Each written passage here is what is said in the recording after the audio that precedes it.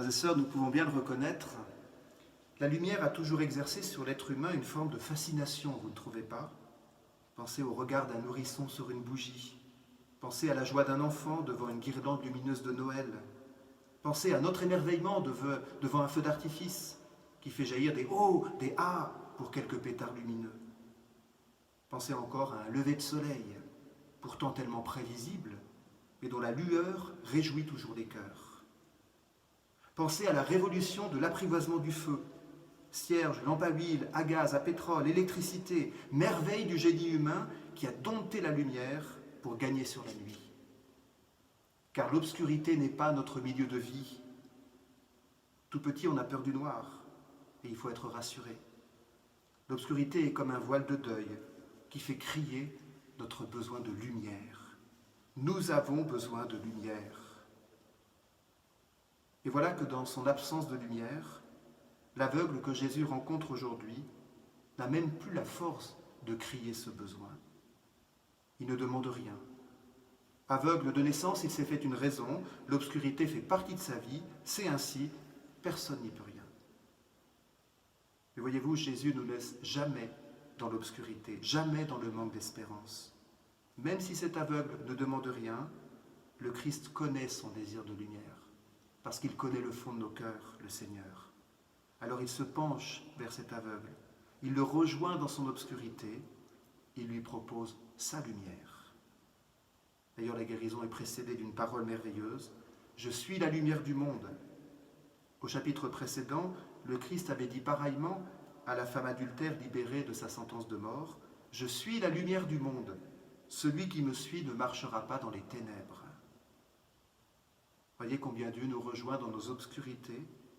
Dieu vient dans nos ténèbres pour y apporter sa lumière et pour nous appeler comme une porte ouverte vers la clarté. Celui qui me suit ne marchera pas dans les ténèbres.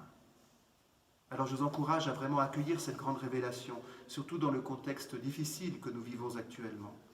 Dès que vous avez des idées noires, laissez Jésus venir vous éclairer. Dès que vous étouffez dans votre confinement, laissez Jésus l'habiter de sa lumière. Cet aveugle de naissance, qui n'a même plus l'espoir de sortir de son obscurité, pourrait bien être en fait l'humanité entière, et chacun d'entre nous, lorsque les ténèbres nous semblent plus fortes que tout, et qu'on baisse les bras. Alors on est tenté de s'interroger, où vais-je chercher une lumière pour éclairer ma vie? Il me semble que notre confinement actuel et nos inquiétudes liées au coronavirus nous appellent à faire le point, et même à faire la vérité. Par quoi nous laissons-nous éclairer? Bon, chacun de nous peut trouver à y répondre. On est éclairé par l'amour de nos proches, certainement. On est éclairé en ce jour-ci par tous les témoignages d'amitié que nous pouvons nous échanger, autant de lueurs qui font du bien. Nous sommes éclairés par la prière aussi, par la méditation de la parole de Dieu. Vous voyez qu'en ces jours obscurs, il y a bien des lumières dans nos vies. Veillons à toujours ouvrir les yeux pour les voir. Et puis se demander par quoi on se laisse éclairer, c'est aussi un appel. Un appel à ne pas confondre la lumière qui éclaire et la lumière qui fait mal aux yeux. En ces jours confinés, vos écrans sont peut-être souvent allumés. Pas de souci quand c'est pour regarder des bonnes choses, comme la messe retransmise par exemple, ou d'autres choses nourrissantes ou divertissantes. Mais attention aux lumières qui attirent et qui font mal. Ne soyons pas comme des moustiques qui vont s'écraser sur les phares d'une voiture. Et plus encore, cette révélation de Jésus-Christ, lumière du monde, vient interroger nos profondeurs. Être notre propre source de lumière ou la recevoir du Christ? Nous tourner vers la vraie lumière qui éclaire tout ou préférer de médiocres lumières qui n'éclairent que cette terre? Vous voyez, toutes ces formes de mondanité, d'enfermement dans des réalités matérielles n'apportent pas assez de lumière. Nous sommes faits pour bien plus lumineux que cela, frères et sœurs, bien plus lumineux. Il faut vraiment qu'on arrive à s'en convaincre. Nous sommes faits pour plus lumineux que les promesses de ce monde. Alors je vous invite à vous poser une question aujourd'hui. Qu'avez-vous fait de votre cierge de baptême?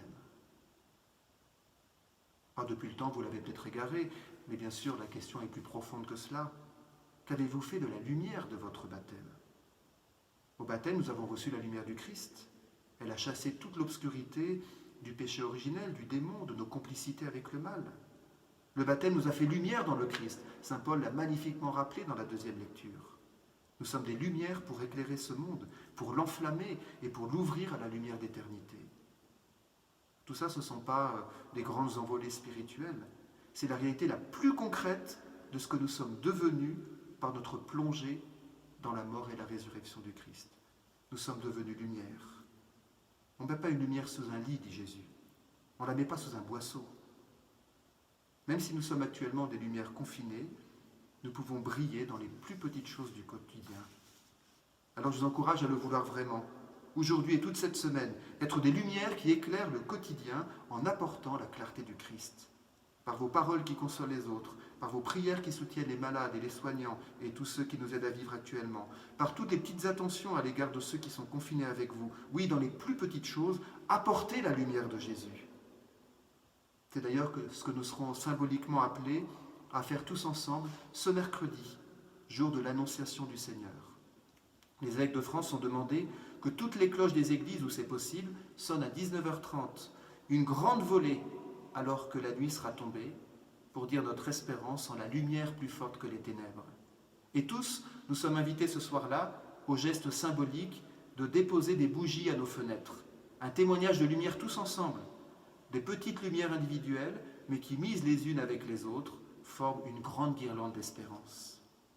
Alors préparons-nous mercredi à témoigner de l'espérance du Christ, lui qui nous dit sans cesse « Je suis la lumière du monde, celui qui me suit ne marchera pas dans les ténèbres. Je suis la lumière du monde, celui qui me suit ne marchera pas dans les ténèbres. » Amen.